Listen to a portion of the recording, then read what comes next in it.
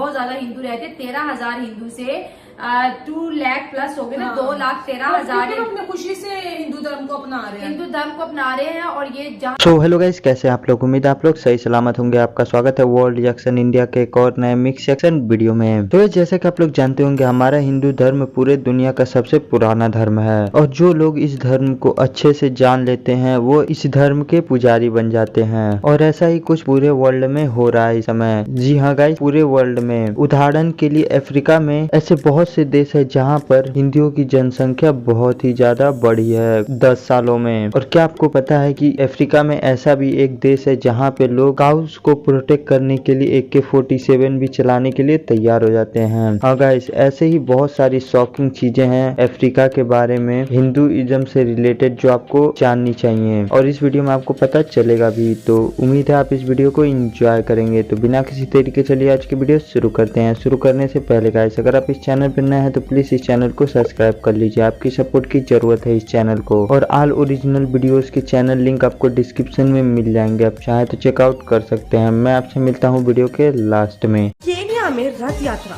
कृष्णा आरती, Mauritius भगवान शिवा की 5th tallest statue, घाना में गणेश चतुर्थी, उनकी देवी आरती, युगांडा के हिंदू भक्त, सूडान की ट्रेडिशनल वेडिंग सेरेमनी और वहाँ के यज्ञ। इंडिया से हिंदू सबसे ज्यादा कहाँ पे माइग्रेट होते हैं? Western countries, right? African countries तो नहीं। लेकिन एक prominent international think tank प्यू research centre के डेटा के हिसाब से अकेले अफ्रीका में ही पूरे यूरोपियन कॉन्टिनेंट से 2.5 गुना ज्यादा हिंदूज है। क्या ये हिंदूज इंडियन माइग्रेंट्स नहीं बल्कि अफ्रीकन हिंदूज है? Top 30 countries with highest Hindu population में भी 4 देश तो सिर्फ अफ्रीका से ही है, जबकि यूरोप से खुद सिर्फ 2 ही देश है, गिब्राल्टार और यूके। ये है घाना, अफ्रीका की कंट्री जिसमें 10 सालों में हिंदूज की आबादी 12,000 से 2.5 लाख हो गई है।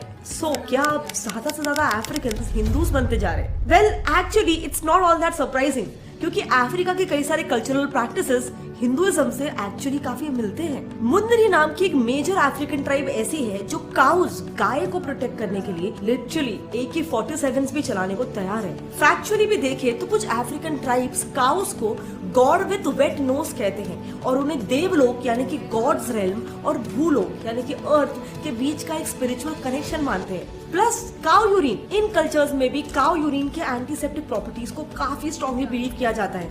कहीं ना कहीं ये काफी ज्यादा सिमिलर है हमारे हिंदुइज्म से। ऑल्सो जरा इन्हें देखो, ये है अफ्रीकन गॉडेस मामी वटा, जिन्हें अफ्रीका के 20 से ज्यादा देश और 50 से ज्यादा कल्चर्स पूजते हैं, वर्शिप करते हैं। एंड क्या आपको ये किसी तरह से सिमिलर नहीं लग रहे हैं? यस, ये बिल्कुल हमारे हिंदू गॉड शिवा की तरह दिखते हैं। फिजिकल अपीयरेंस, गले में नागराज से लेकर उनकी आइडेंटिटी, यानी कि मामी वटा एक वाटर एसोसिएटेड डेटी है। वहीं सबको पता है कि शिवा की जटाओं से गंगा बहती है, ऐसे माना जाता है हिंदुइज्म में। अफ्रीकन डेटी ओगुन को भी देखे तो उनका अपीयरेंस भी मुरुगन स्वामी की तरह काफी ज्यादा सिमिलर है। और इजिप्शियन गॉडेस आइसिस और काली माता के सिर्फ फिजिकल फीचर्स ही नहीं बल्कि कैरेक्टरिस्टिक्स भी काफी ज्यादा सिमिलर है। उनके लिए भी ये डीटी फीमेल पावर और डिस्ट्रक्शन को रिप्रेजेंट करती है। इस सबसे यही समझ में आता है कि इंडियन कल्चर और अफ्रीकन कल्चर एक दूसरे से काफी ज्यादा कनेक्टेड है, विच मेक्स मी थिंक कि ये कनेक्शंस आखिर कितने पीछे तक ट्रेस कर सकते हैं हम लोग। वेल, एक पॉपुलर बिलीफ के अनुसार वास्को ड गामा, जो समुद्री रास्ते से इंडिया आने वाला है पहले यूरोपियन माने जाते हैं, दरअसल उसे अफ्रीका में मौजूद एक गुजराती ट्रेडर इंडिया तक लेकर आए थे, ऐसा माना जाता है। अब ये तो एक पॉपुलर बिलीफ है, लेकिन जब हमने इस दिशा में थोड़ी और छानबीन की तब पता चला कि ये इंडो अफ्रीकन रिलेशंस तो सेंचुरीज ओल्ड है। इतना कि कुछ अफ्रीकन ट्राइब्स तो खुद को भगवान राम के बेटे कुश के डिसेंडेंट्स मानते हैं और खुद को कुशाइट्स ये कहते हैं। एक्चुअली जब एक इंडियन मंक स्वामी कृष्णानंदा इथोपिया के किंग हेली सेलेसी से मिलने गए थे और उन्होंने किंग को रामायण गिफ्ट की, तब किंग हेली ने उस बुक को देखते हुए तुरंत कहा कि उन्होंने तो ये बुक ऑलरेडी पढ़ चुकी है क्योंकि वो खुद एक कुशाइट है। ये सबसे ये बात तो तय है कि अफ्रीकन कंट्रीज और इंडिया के बीच में कुछ क्लोज रिलेशंस थे एंड हो सकता है ट्रेडिंग भी होता था। नाउ ऑब्वियसली उन दिनों हम सब जानते हैं समुद्री पोर्ट्स के जरिए ट्रेडिंग होती थी, जिसमें ऑफ कोर्स जान माल हर चीज का बहुत ज्यादा खतरा होता था। बट आज आप घर बैठे स्पोर्टी को इस एप्लीकेशन पर ट्रेडिंग करके पैसे कमा सकते हो, और वो भी स्टॉक मार्केट और कंपनी शेयर के बजाय अपने फेवरेट खिलाड़ी पर ट्रेड करके। देखो, इस पोर्टफोलियो पर ये प्लेयर है जिसकी वैल्यू है 100 रुपीज। तो मार्केट एक्सपेक्ट करता है कि पूरे टूर्नामेंट में ये प्लेयर 100 पॉइंट स्कोर करे। इफ इसका परफॉर्मेंस एक्सपेक्टेशन से अच्छा हुआ, मार्केट इसका प्राइस 100 से 200 रुपीज कर देता है। बट जाहिर है through out the tournament player अच्छा ही परफॉर्म नहीं करेगा। ऐसे में आप इस प्लेयर को बेचोगे तो आपको 100 रुपीज का प्रॉफिट हो जाएगा। बट अगर प्लेयर खराब खेल रहा हो तो इसकी मार्केट 20 या फिर 30 पॉइंट से माइनस होकर 50 रुपीज भी हो सकती है। अब अगर आपको लगता है कि इस प्लेयर को अंडर वैल्यू किया गया है तो आप इस प्लेयर को खरीद भी सकते हो और उसके अच्छे परफॉर्म करने पर इसे बेचकर पैसा भी कमा सकते हो। इस ऐप का बेस्ट पार्ट ये है कि इसमें आप 10 रुपीज से स्टार्ट कर सकते हो only. So what are you waiting for? मेरे कूपन कोड play50 यूज करके आपको 100 रुपीज का ज्वाइनिंग बोनस के साथ 50 रुपीज का वेलकम बोनस भी मिलेगा, एब्सोल्युटली फ्री। तो अभी ही डिस्क्रिप्शन में दिए गए लिंक से स्पोर्टिको एप्लीकेशन को डाउनलोड कीजिए। Now coming back to the topic कि कुशाइट्स वाली बात कितनी सच है।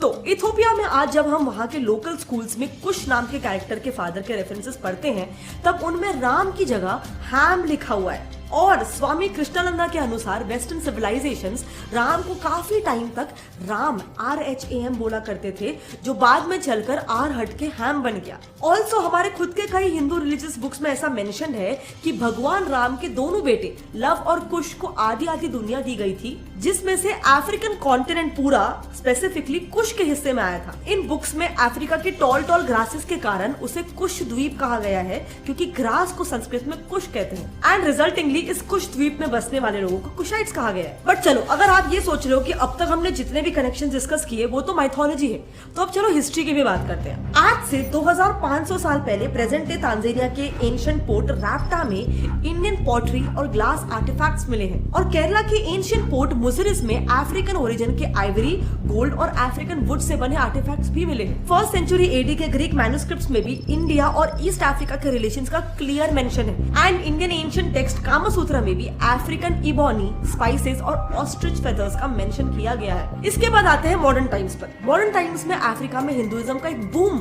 शुरू हुआ था कॉलोनियल पीरियड में, जब ब्रिटिशर्स द्वारा इंडियंस को लेबरर्स के तौर पर अफ्रीका के अलग अलग हिस्सों में, जैसे कि मॉरिशस हो गया, साउथ अफ्रीका, युगांडा और घाना, ऐसे एरियाज में ले जाया गया था। और तो आप मानोगे नहीं, मॉरिशस के फादर ऑफ नेशन भी इंडियन ओरिजिन के ही है।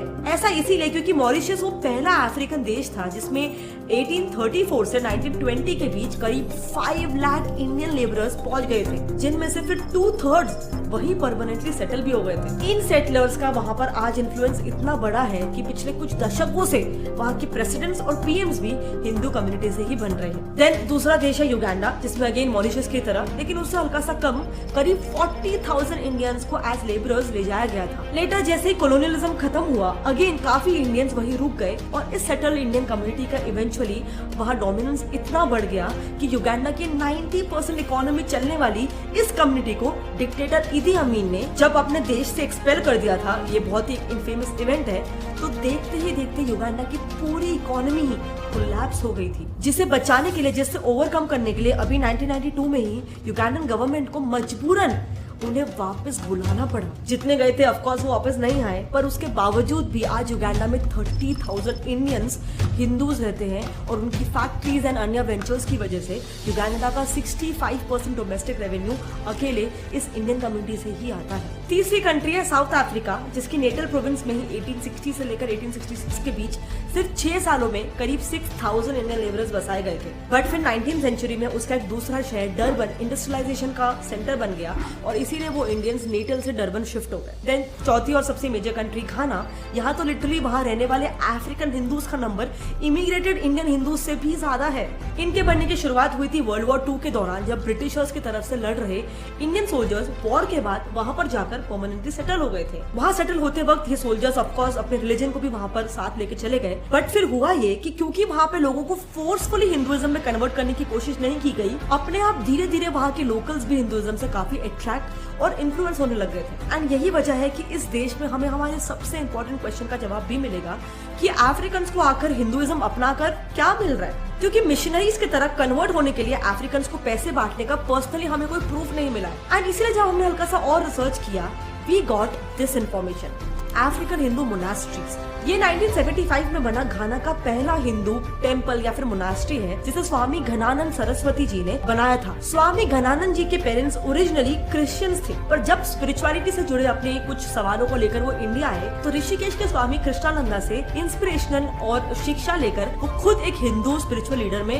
कन्वर्ट हो गए और फिर इन्हीं हिंदू प्रीचिंग्स को अपने होम कंट्री घाना में फैलाने के लिए उन्होंने कैपिटल अक्रा में वहाँ के पहला हिंदू टेम्पल भी स्थापित किया। आज इस टेम्पल का इन्फ्लुएंस बहुत ज्यादा है। इनफैक्ट इसकी एक स्टोरी भी काफी वर्ल्ड वाइड पॉपुलर है, जिसमें ऐसा बताया है कि एक मुस्लिम लोकल जमार बारूडी अपनी मुस्लिम आइडेंटिटी मेंटेन करते हुए भी सिर्फ अपने मन की शांति के लिए इस मंदिर को विजिट करते हैं। अब अफ्रीकन हिंदूज क्यों बन रहे हैं, अगर इसमें हल्का सा और सोचे तो ऐसा भी हो सकता है शायद कि कुछ लोगों के लिए ये सिर्फ एक रिलीजन नहीं है, बल्कि रेसिज्म को रोकने का भी एक तरीका है। भक्ति तीर्थ स्वामी के जरा ये स्पीच सुनिए। Is simply being used by the soul.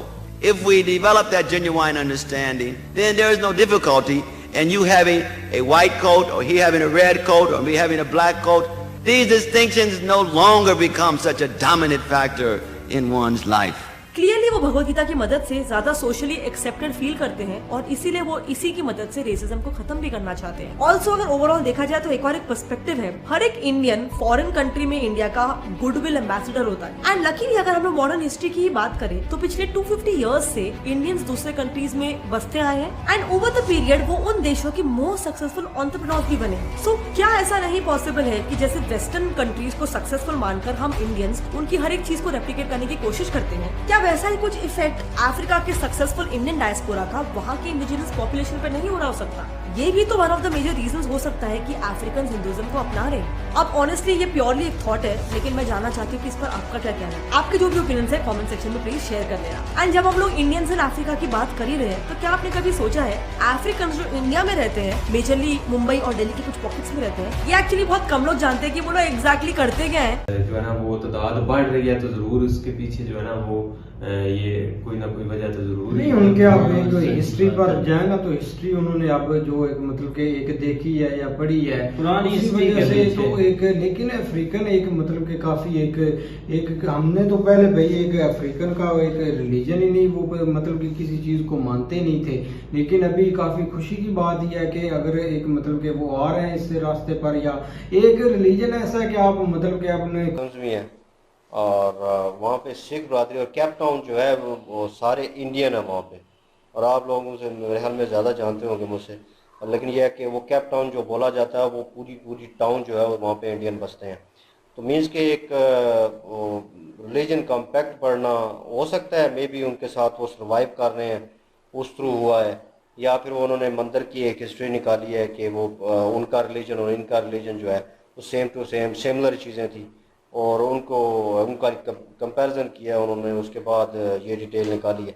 लेकिन ये आपके ऊपर ही है, पर्सनली मैं अपना बोलूँ तो ये आपके ऊपर डिपेंड करता है कि आप किस चीज़ पे आपका बिलीव जो है वो ज़्यादा मजबूत है और ऑथेंटिकली आप किस चीज़ के थ्रू जाते हैं या उसको होल्ड करते हैं, या क्या चीज़ आपको किस मज़हब में अच्छी लगती है। हो सकता है मुझे अक्सर दूसरे मज़हब में चीज़ें अच्छी लगती हैं। सो गाइस आज की वीडियो यहीं खत्म होती है। उम्मीद है आप इस वीडियो को एंजॉय किए होंगे। यह वीडियो आपको कैसा लगा प्लीज मुझे कमेंट सेक्शन में जरूर बताइएगा, और अगर आप इस चैनल पर नए हैं तो प्लीज इस चैनल को सब्सक्राइब कर लीजिए। आपकी सपोर्ट की जरूरत है इस चैनल को। और ऐसे ही किसी भी वीडियो का अगर आप मिक्स सेक्शन देखना चाहते हैं तो आप उस वीडियो का नाम मुझसे कमेंट सेक्शन में बता सकते हैं। मैं आपके लिए उस वीडियो का मिक्स सेक्शन जल्दी इस चैनल पर ले आऊंगा। जल्दी मिलूंगा आपसे ऐसे ही किसी मिक्स सेक्शन वीडियो में। तब तक के लिए बाय गाइस।